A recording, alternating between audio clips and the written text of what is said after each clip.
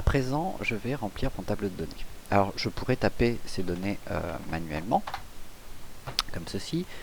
Ici, je ne vais pas m'embêter, je vais me simplifier la vie, je vais utiliser une formule pour me remplir mon tableau de données. Alors, ce sera des formules, bien entendu, qui seront des valeurs qui seront totalement fictives, mais ça va me permettre de remplir très rapidement mon tableau de données et pas m'éterniser là-dessus. Donc, pour ça, je vais utiliser l'assistant de fonction qui se trouve ici, qui est fort pratique. Et qui est bien fait dans OpenOffice Calc. Je clique donc sur ce petit f de x et je vais choisir ici la formule aléa entre bornes. Je double-clique dessus. Il va donc dans un premier temps,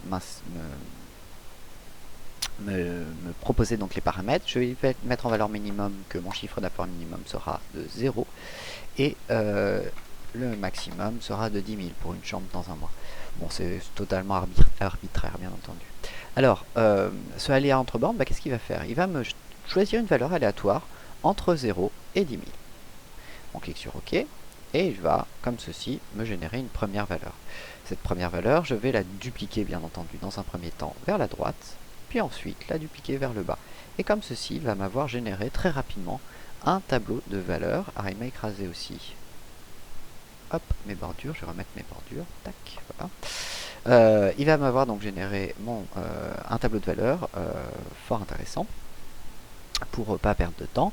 Ce tableau de valeurs, je vais à présent, bien entendu, lui l'écraser. Pourquoi l'écraser? Parce que sinon, à chaque fois que je vais rentrer un élément, il risque à chaque fois que je vais insérer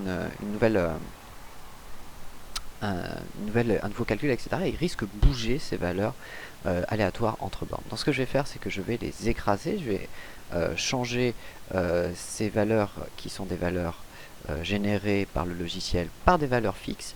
Pour ça, donc, je vais sélectionner mon tableau de B3 jusqu'à M18.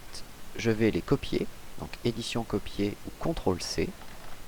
Puis, je vais aller dans édition collage spécial ou CTRL, la touche majuscule plus la touche V.